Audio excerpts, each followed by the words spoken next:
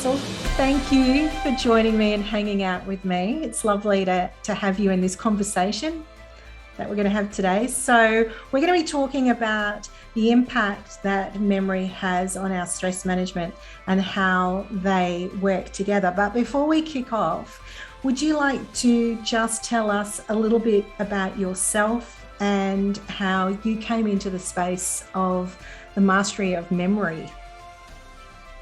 Yeah, thanks, Sandra. Sorry, Barbara. No, only kidding. I like what you did there. Yeah, you've caught on very quick.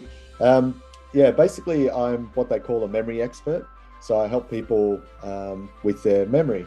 And it's not just about being able to remember, but we're going to get into the topics, obviously, deep into the discussion of how can you use your brain power to manage stress and anxiety, and you just use it to your advantage to get more productive and manage time better, and reduce stress, all that good productivity stuff. So that's what I do. I've been working in this industry for about 20 years now, and I've written a couple of books as well, The Yellow Elephant and How to Learn Almost Anything in 48 Hours. They are predominantly memory and learning books, but once we get talking into our topic, people start to understand that it is much deeper than being able to just remember content and making the most out of our brains. So been doing that for that long. I've been on TV a fair bit, coaching people as well, especially on that show Redesign My Brain that people have sort of seen me on, coaching Todd Sampson with his memory. Also, write a lot of blogs and have a YouTube channel, and work with a lot of organizations essentially to help them become more productive and work at their performance, and coach clients on the side too. So that's just me in a nutshell. Awesome, thank you. And Tansel, do you find that people try and catch you out? Do they try and trick you and test you to see how good you are with your memory? Yeah, look, I mean, people try. They can try, but what always wins is honesty. So I could just say to people, look, I can't remember, or, this was a while ago, or I do remember. So, you can't complain against honesty. And we are human beings at the end of the day. So once people start to realize that, they go, oh, there's no pressure on me. I mean, if the memory guy, asked me that question, well, then, why am I waiting for someone to say their name? Or, so we essentially put ourselves under pressure. And once we understand that, there really is no pressure, you can ask a question again, and you can write things down, and you can do all these, things that make life easier, So yeah, people do try it, but I try and use that as an educational experience for people as well. And I guess as coaches, because as you mentioned, you touched upon that you are coaching people. If we become like superheroes, then people think that it's unattainable skills. So I like to tell people that, in terms of stress management and time management, I'm constantly stuffing up in those areas so that I can learn and help my clients in that area. And so I guess if people see that you sometimes have those challenges too, then they know that there's a practical application, that we are only human, and that adopting those skills are achievable for us in terms of being able to improve our memory. So Tansel, let's talk a little bit more about the relationship, and you and I had this conversation before, the relationship between stress and memory. So how do they work hand in hand? What impact does stress have on our memory, and what can we do to make a change with that? Yeah, I'll firstly have to discuss memory techniques, because not a lot of people know what memory techniques are. And, a lot of people think that what memorization is just rote learning, repetition over and over again. And just doing that is stressful, and we don't know any other way. So when I first started, I learned about memory techniques, and essentially it's storytelling, right? So if we tell a story, if we associate, if we mix things together and make up some sort of a narrative, then that's how we remember a lot better. So I'll give you an example with remembering names. So someone tries to remember my name, Tansel, they could say tinsel, and imagine tinsel wrapped around my head, someone putting me on a Christmas tree, right? So you've come up with an image and you've made a little story. Now that's going to stick with you, right? for example, let's say you're holding barbed wire, or, instead of your headphones got barbed wire coming out. So that's going to connect me to, Barbara. It's only a trigger. So the trigger is connected by the story. Okay, that's how memory techniques work. Now, how does that relate to stress? When we're stressed and, where we have fear, we have anxiety, all that sort of stuff, what happens is that we've already got a story in our head, right? And we can feel that story. If it's really painful, we can experience it like it's almost real life. So what we need to do is we need to understand what memory training, the more you train, the better you get at the skill, right? So if you know how memory works, then you know how to change that story, because memory training is in stories, the stress is in stories. So all you have to do is try and make that story weaker. So you can actually use memory techniques to forget, believe it or not. So you can make that story weaker. And then while you're making that weaker, you can actually connect another story, which is maybe more positive, more future focused, or maybe more present focused, to try and get your mind off this bit of stress. So it's quite really amazing how that skill works. Yeah. That's really interesting. So what you're talking about in terms of memory and how it can serve us is, I guess, in terms of that post-traumatic stress that some people talk about. I mean, I don't deal in that area, but part of that stress is about reliving and recalling that story, remembering that story that's causing us the trauma. And so what you're saying is you create a new story to remember, that you can use that to help you, that cognitive process to retrain your brain to think of a different story rather than the stressful one. Is that what you're saying, Tansel? Yeah, I think it's best if I give a little example as well, so people can sort of just see how this works. Let's say I have some negative story. Maybe I broke my arm, right? And I remember the pain, and I'm constantly being reminded of not to do this one thing because I broke my arm. Something like that, right? And it's causing people stress. What you can do is to make that story weaker. What you can do is actually visualize everything in the color gray, because everything's all colorful at the moment, right? So you visualize it in gray, and then what you do is you visualize that picture smaller and smaller and smaller, right? So it's like a little sort of 10-cent piece or whatever it is, right? So it's really tiny, really gray, really small, and you keep focusing. What happens over a period of time is that gray image, as soon as you think of it, it almost becomes like nothing. So it's almost irrelevant. So that's making the story weaker. And then what you're doing is saying, okay, how do I want to, live my life? How do I want to feel? So maybe you're picturing yourself getting on with work, or, living your life how you want to live, and you make that really exciting. You introduce a lot of color. You do the opposite of the other thing. You really put yourself in the situation where you're experiencing the life that you want to live. And what are you tasting? What are you smelling? So, that goes down, this goes up. And the mind just completely shifts, and your actions and thoughts start to shift as well. But it is something that has to be practiced quite a bit, but you can do it. So it's about, retraining your brain and creating habit, and to remember that in those situations. And I love what you're saying too, because some of the stuff that I do with people around stress management is being able to remember in those moments some simple tools or strategies. And Tansel, do you find too, in terms of, I know when I talked about the stress of having to remember dance moves for this community theatre production that I'm in, and having to remember the words to a song. And you talked about a really, really good technique. I think you called it like the castle or something like that, in terms of how we create a story to help us remember those things that we need to remember in that moment, so that we're not freaked out and stressed. And I know that that's a big challenge for people as well. So can you tell us a little bit about that technique, some tips for people that might be in similar situations? Yeah, I loved how you said the castle. Because that's probably the Australian version, isn't it? It's called The Castle. It's even got a movie, according to it. So, the technique's called the method of loci. The ancient Greeks, that's what they named it. The more, widely known as, at the moment, as memory palace.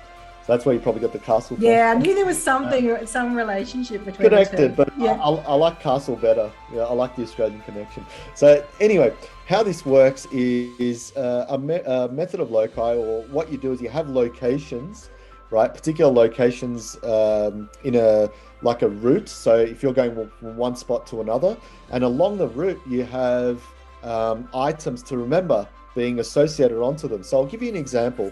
Let's say you have a location for your house, right? That's called a memory palace.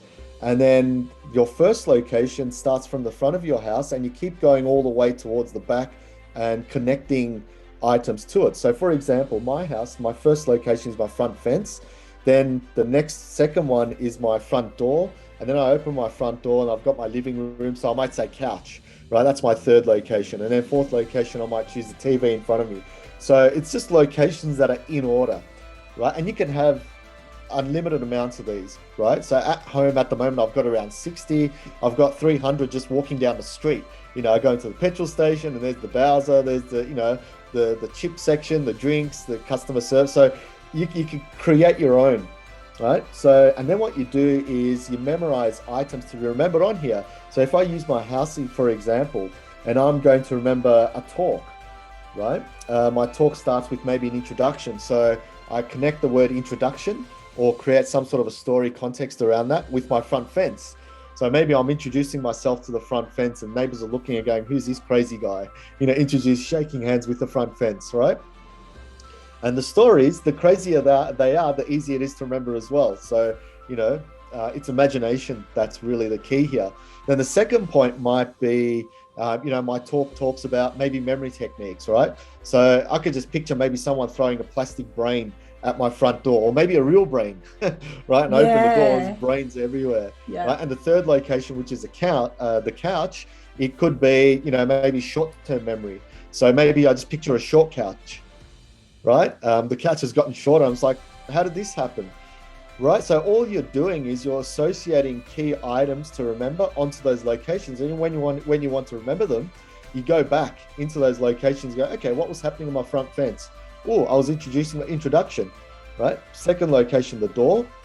What was happening to the door? Someone threw a brain. You know, we've got maybe talking about the brain memory. That's right. Talking about memory. And then the third location, something went short. The couch went short-term memory. So you keep doing that. And the locations trigger the actual word. So think of it like folders on your computer. Everyone's got their files in folders, right? If we didn't, what would we do? Would everything just go on the desktop, thousands of files? How would you find something then, right? Even if there was no search, it'll be really difficult. So this is where this system works like folders on a computer. You know thousands of files where they're situated because you know the folder. So it's the same thing in your brain here as well. What I found really interesting about what you're saying is that in those examples that you just gave, there was kind of a bit of a shock tactic. So that seems to me to be a way to plant that seed as well. Like you said, shaking hands with the fence is really abnormal. Throwing brains, like real brains at a door. I'm just visualizing brain matter splattering across the front door. A short couch is odd. It's not a normal couch. It's an odd couch because it's short. So it makes sense to me that it's things that seem odd that will stand out in your memory. Like you were talking about remembering my name, the barbed wire, and having that integrating with me somehow because it's a shocking kind of image that stays with you and that you will retain because it's out of the norm. Is that kind of how it works as well, Danso? Yeah, look, it can work in any different way. I just see shock because it's out of the ordinary and it's more memorable, right? So generally, and this goes to everyday life as well, we don't generally remember the good things that happen, but if something negative happens, oh no, you know, such and such has happened. Why is that? Even in workplaces where, and this is where managers have to be mindful as well, you know, someone makes a mistake and suddenly they come down hard, whereas they could be doing amazing work all throughout the day, but it's just, well, that's what we expect, right? So the negative is actually, something that doesn't necessarily happen often. And when it's visualized, you go, oh, what's that? You know, so if you make something really negative or really positive, that's going to stand out. If it's something in the middle of the road, very generic, it's going to be very hard to remember. I was saying to you too, and some people that are watching this may or listening to this may be familiar with the game. We used to call it grandmother's chest, or saying I'm going to the moon and I'm going to take with me. And it's a game, it's a car game, road trip game, typically, where you have to remember the sequence of things that you're taking on the road trip, or on the pulling from your grandmother's chest or whatever.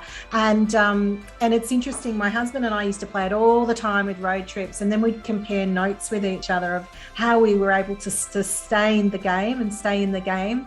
And my method was to create a story that linked all of those things together, a sequence of events. Whereas he did your palace or castle method of going through a room to be able to do it. And it seemed to work for both of us in terms of being able to remember that. So do you think it's worth practicing games like that with your family or friends? It could be a drinking game. Yeah, look, all those skills, is going to help, whether it's linking a story together. I mean, when you're using a memory palace, you still have to make up stories anyway. So, in memory competitions, we all use memory palaces because you can memorize thousands of items a lot easier. Whereas if you're linking things, as soon as it gets more than 20, it becomes very difficult, because you break a link on the 7th item, then you're not going to get to the 8th or anything after that.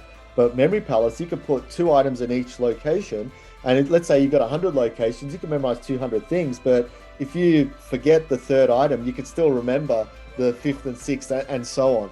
So that's why that's powerful. But it all depends on how you're using it, how you're training your brain. The more you do this, the better you get at not just building a story, but creativity as well. And I know personally that the more I've trained over the years, the better I've gotten at, say, problem solving and decision making and things like that. So when I've worked in organizations, people have wondered where I've come up with these ideas. I'll say, well, I've been working on this for a very long time. So there's a lot of things that you tend to come up with that people don't necessarily think of. So you start to think laterally by training your brain. Makes sense to me too, that in terms of having to communicate ideas, whether you're public speaking, someone who we've got listening here is an expert in public speaking, but it's being able to, I can imagine practicing this technique would also help you to practice coming up with symbols or things that represent things as well, and becoming familiar with that. Tansa, can I ask you this question? I read an article recently, and I was really interested to see your thoughts on this. It was talking about the stress that we have when we are forgetful in terms of everyday things.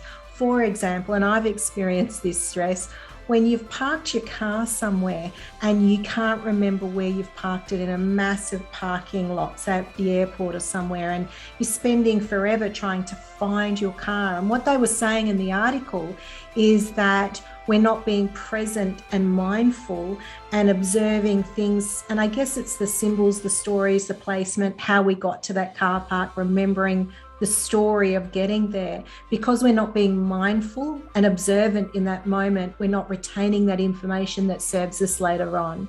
What are your thoughts on that? Yeah, I totally agree. Memory is actually a mindful exercise.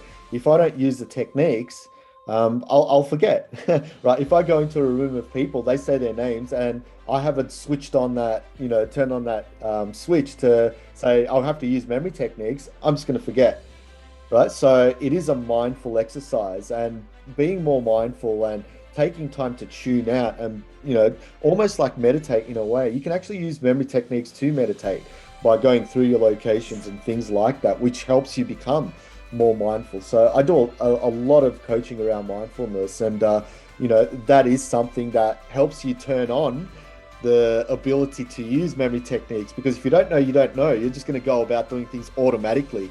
And when we look at technology, right, every 7 minutes or so, they say, we check our phones. Right now, why is that? Can we do without checking our phones? And every time we check our phones, it's taking away from being mindful at a particular topic or something, what we're trying to do. So, that's why when boredom kicks in, people try and get away from boredom, but that's not necessarily the answer, because when you're bored, it's like a superpower, believe it or not. It's, when you get into the shower or in the bathroom, right, you get the best ideas generally. right? And it's the same thing. The brain goes to the same state when we're bored, but we don't want to be bored. So we end up distracting ourselves. And because of that distractions, we're becoming more and more automatic and less mindful. So that's the problem. In order to be more mindful, we need to be more in with ourselves, have less things in our mind, because the more things in our mind, the more we worry. And, we haven't got time to synthesize anything. So it's everything really does come down to mindfulness at the end of the day. I mean, you could know all the memory techniques, but if you automatically keep forgetting things without even knowing that you have to apply the techniques, it's kind of useless, right? So so it's knowing when you need to apply, like you said, when you walk into the room, it's this thing of, I have to switch it on. I need to consciously go through a process in order to apply that technique, and knowing when to apply it and when not to. Here's the thing, again, I'd love to hear your thoughts on this. One of the things I teach people around time management, and it kind of conflicts in some way with what you're talking about, is I say, don't rely on your brain to remember everything. Use some systems to support you. But what I mean by that is, don't have to remember when your doctor's appointment is. Don't have to remember when that meeting is. Use the tools to do that, so that your brain has got more energy and function to use that memory tool when you really need it, for remembering people's names, remembering those kind of things, rather than your brain getting too full of everything else that you need to remember. What are your thoughts on that, Tansel? Yeah, I mean, you're just creating triggers, right? I mean, how awesome is it to just not have anything in your mind, and whenever that notification comes, like, oh, okay, I better go do this. So only worrying about it when you need to worry about it, instead of building up leading to it. So it's a great little tool and technique. It's just about utilizing these skills that work best for each individual. I think that's really the key, because there's so many cool things out there that, yes, you can spend time memorizing, remembering everything, but I always say to people, memory is generally the last thing you need to do. I don't use Memory Palace every day. I don't even use it, right? But it's useful if I wanted to, say, memorize a book, or if I needed to memorize for competitions. But generally, I'm not using it. So there's other skills that are just as good as using those memory techniques. Again, it all comes down to, what are you trying to do during the day? How full is your brain?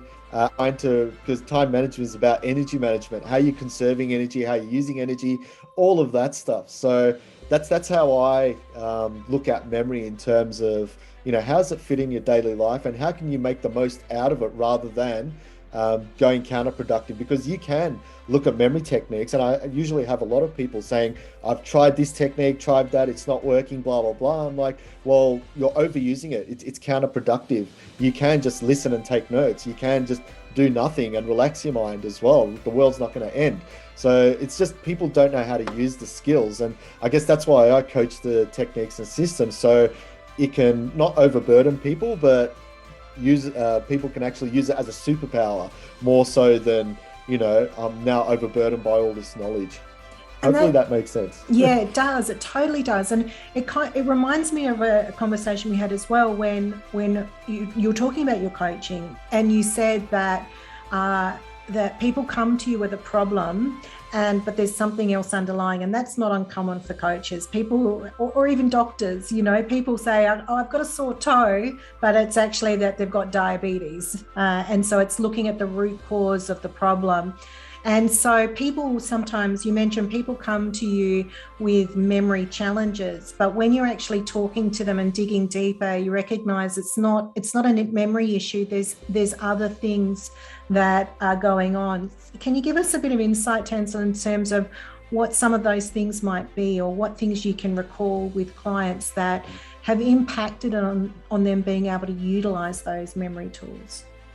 Yeah, it's a really good question, because that's why we do what we do, because it's never really the surface level, oh, my toes hurting or whatever. There's always something else going on. And, as a coach, what you really want to do is you want to help people with the root cause. You don't want to just give them, the surface level, off you go, and then they'll keep coming back. I mean, it's not, it's not the way, I believe. And once you start treating what's really hurting people, then it could solve a lot of their problems. And so that's the beauty of being a coach. I mean, I never really set out to be one, but once you know the skills to help people, you sort of go and do it, as you know.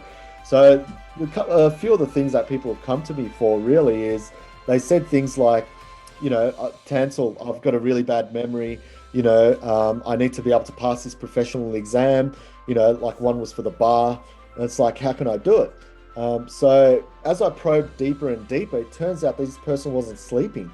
And I thought, hey, right. You're not sleeping. It's going to affect a lot of areas, right? So I said, oh, okay, I prescribed sleeping. I've never done that before. So I said, okay, why don't you take time sleeping for a week like this much and see how you go? Next week, I meet them the following week. So a week they've had of sleep, and they said, guess what, Tansel, my memory's improved all of a sudden. I'm like, of course he has. Yeah. So you've got, more energy and everything else. So, and some other things as well, like people have come to me again, I want to remember names. And it turns out that it's not that they were bad with names, they had a lack of confidence. And it's like, what a difference that is. I mean, this is a CEO of a massive company, and they look really, people looking at him were intimidated, but he was lacking confidence skills. I'm like, oh, wow, that's so fascinating. You don't want to just remember names. You want to do it so that you can be more confident and look, powerful and all this sort of stuff. So there's always something a lot deeper down there. It's never about, I want to be able to remember. It's all about, well, here's how I want to live my life. So that's what it really comes down to. Yeah, that's really interesting. And what about hydration? Does that, because I know that affects my concentration, does that also impact upon our memory as well? Yeah, I'm not too sure, to be honest, because I'm really bad for that stuff. I barely ever drink.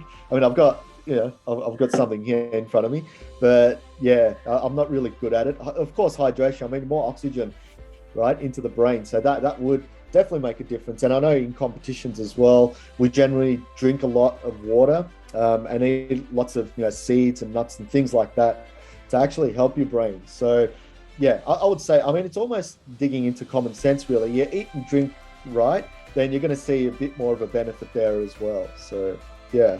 Yeah, that makes sense.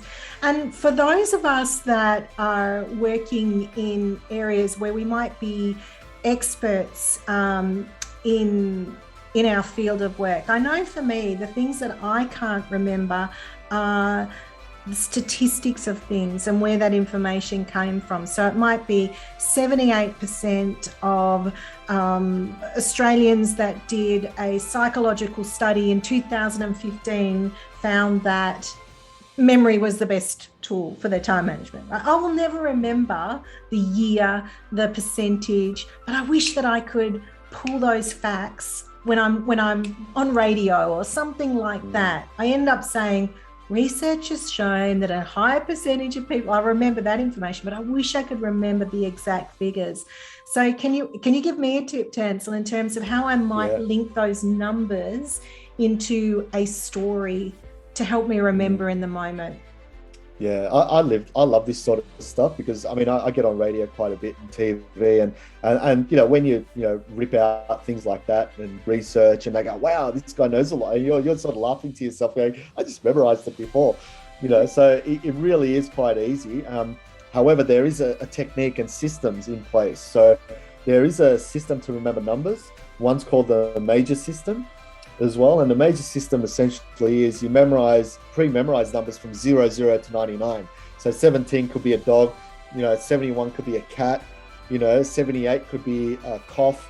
And the reason why I say these particular words is that 7 is a k sound, 1 is a D or a K, and you can just make up words according to this system. So let's say when 78% of Australians, right, you say, okay, you can visualize Australians coughing, and the cough is K is 7, and then 8 is F, so cough sound, the word coming up. So you visualize all these Australians coughing, and why are they coughing? Because they've got a really good memory technique to remember, but they just can't, or something like that. So I'm making stories up, right? So all you have to do is make up a story with those numbers and the context of what you're trying to remember, and you essentially get it. Not the best example, but I think it's explained in a way where you need a number system, you need the context and just make a story, and that's pretty much it. So we could use those old bingo techniques like legs 11. 11, legs 11. Yeah, and the swans is 22, two swans swimming, 22, and things like that, can't we? So that's really cool. Yeah. I know you won't show us now, but I know when you and I were talking, you showed me a picture from competition where there was something like 10 rows of numbers, and there was like a 10, and across there was 10 or 15 numbers, and you explained to me that system, exactly that, with the numbers, how when you put those numbers together it created a word, and then you link the words together in a story. It was so sophisticated, but so simple as well in terms of a process of being able to create a language almost out of those words, out of those numbers. Yeah. I mean, I've got it in front of me now. If you want, I could show it just so that everyone else I'll can give see you, and I will give you permission. There you go. You can share it now. All right. So it's just the numbers. Was it this one? Can you see? That was it. That was it. Yeah. So what we do in memory competitions, we usually memorize in rows of 40 digits. And what happens is that if we make one mistake, let's say this 0, I say 7, we don't get 39 out of 40, we get 20 out of 40. If we make 2 mistakes, we get 0. And because what we do is we memorize in pairs of digits, right? So we'll memorize 45, 79, 88, like that. So if we make one mistake, we get 0. Right? So we're going through all of these, but what we're really doing is, because of that system I talked to you about earlier of 4 is an R, 5 is an L, 7's a K, 9 is a P, that's an F sound, right? So I can say rail for that one, right? Like I picture a train, a rail. This one's a cap, so K and a P, and this one is like F and F, so it could be either 5 or Fifi, or I know a little dog named Fifi, right? So I could say here the train, the rail train, cap fell out of it and got stuck on the dog Fifi's head. And that's it. That's 6 digits just memorized, right? And I can picture that happening on my first location, right? Which could be my fence again. Then I can do the next 6 digits on my next location, next 6 digits. See what I mean? So really, all I need here is about 6 or 7 stories, and I've memorized a row of 40 digits.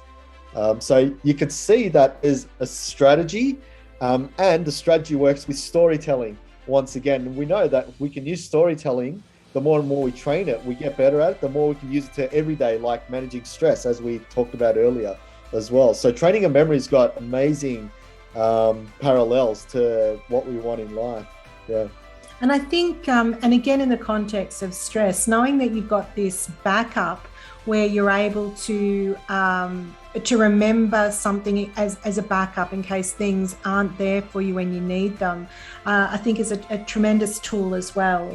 Just to give you, as you mentioned, the confidence that sometimes there's underlying things that are happening there in terms of people wanting this memory stuff, but it can give you support in other areas. And so can I ask also, what is there any, just in terms of finishing up, and I'll also open up to anyone that might want to ask some questions, but is there any closing kind of advice that you would like to share with people who want to improve their memory? Any tips that you might like to share? Final tips? I always say to people, look, that there's a ton of stuff online. That's where I started. I mean, back in 2002, I just did a Google search on memory techniques, and I've won 4 memory competitions, represented Australia, written international best-selling books. I mean, this is just from following my curiosity, right? I was a skeptic when I started out. So go online, search memory techniques, watch my YouTube channel, because I've got over 100 videos on memory techniques and other little personal development skills.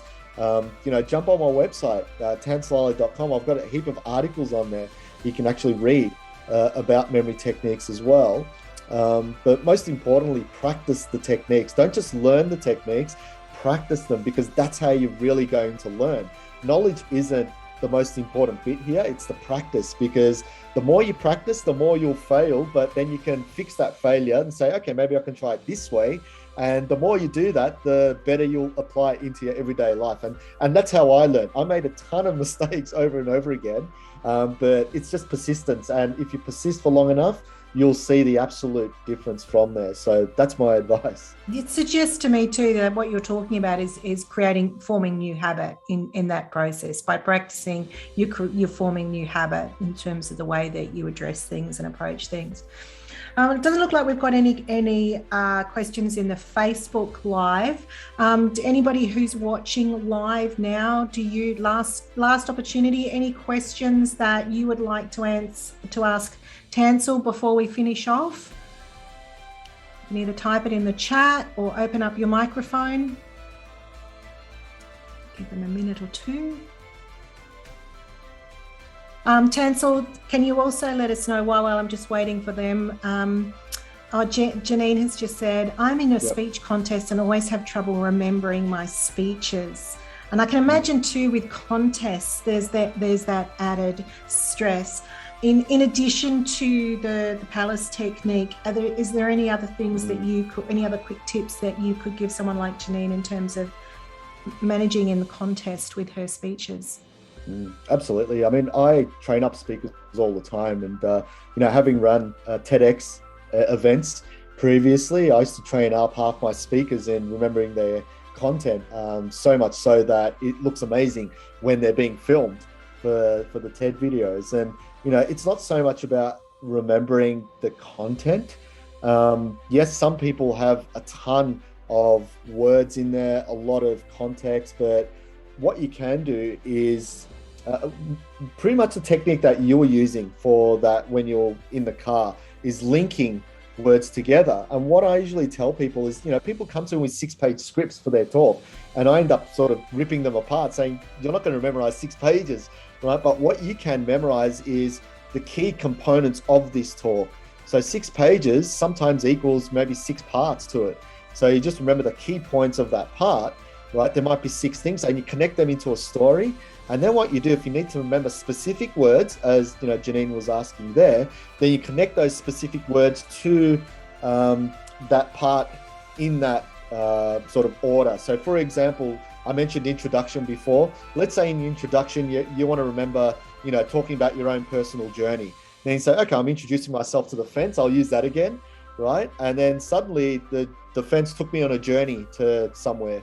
Right, so all you're doing is connecting extra words onto that location, and that's how you're going to end up remembering more words. So let's say you've got 6 locations, you've got 6 parts to the talk, but you've also got maybe 20 subtopics that you want to talk about. Right, there might be 3 in the first one, 2 in the next one, 6 in the next one, and so on. So all you're doing is you've memorized the top 6, right, in your locations, and you memorize 3 in the first location, 2 in the second location, 6 in the next one, and so on. So it's just using a combination of location and connecting stories for each of those words. It's a bit hard not using the whiteboard and showing people, but as long as you hopefully you get it, Janine, that's another way. I'm happy to help people as well, whoever's watching, to just give you more detail on this as well. So yeah. And so could you also, with those specific words that you wanted, like they're really powerful words that you want to make sure that you plant in your speech, could you use a similar technique that you mentioned with the numbers, where it might be the sound that has a relationship to a particular item? Or I was just thinking, what might be a tricky word that I don't remember in the moment when I'm really, really stressed? So let's say it was analogy. Could I say analogy? Don't want to use the word anal, but it would be analogy canal. Imagine a canal, so that I remember analogy. Could it be something like that? Yeah, you would. And what you do is you connect that word to something, right, into an order of your talk, because you can create a beautiful image, but if it's not connected to anything, it's going to be very hard to remember as well. So it has to be connected to the order. Remember, a speech is just data presented in order. And more importantly as well, you don't want to just remember your speech. It's not about remembering your speech. You want to have an impact with your words. And I think that has more of use of a memory technique, because now you're thinking, okay, how am I going to make this talk memorable? right? What's going to make it memorable? So instead of just trying to remember words, you think, okay, I've got my talk, but how is it going to be received by other people?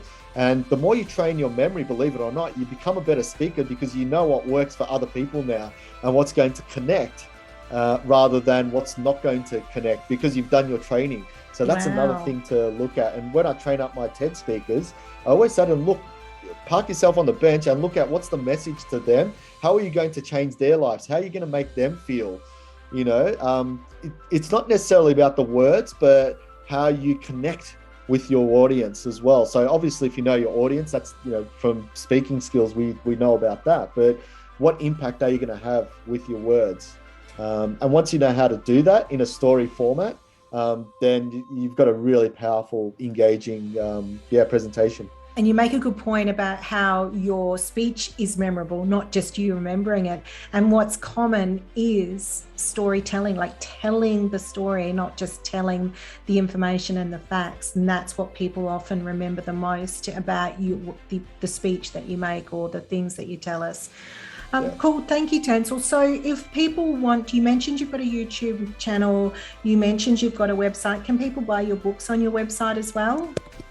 Not on my website directly, but they can go to any bookstore online or Amazon, you know, Dimmicks, Fish Pond, wherever, you know, you can buy books, you can get it from there. And, you know, you can even get it on, I think, on your phones now as well. So whether it's on Kindle or not on Audible, it's not there, but yeah. So you can go anywhere, The Yellow Elephant and How to Learn Almost Anything in 48 Hours. But yeah, if people want to contact me, feel free to do so. And that's just on my website, tanselali.com. So can I put that in the chat? Would people be able to see that? Or yeah, people will see that certainly in the Zoom call now, but I'll also put it in the Facebook Live, and I'll add it everywhere else that I share this so that they can then link it. Thanks, Tansel. I really appreciate you spending this time with us and sharing your incredible wisdom. I find it so fascinating. I've got heaps of cool tips from you about what I can do to support what I'm doing, but I'm sure others will too, in terms of alleviating the stress that comes with not remembering things, but also how it supports it in other ways. Janine's just said thank you as well. So I'm going to leave you there. Thank you so much for hanging out with us, and we'll catch up with you again soon. All right, thank you. Enjoy the rest of your day. Thank you. Bye.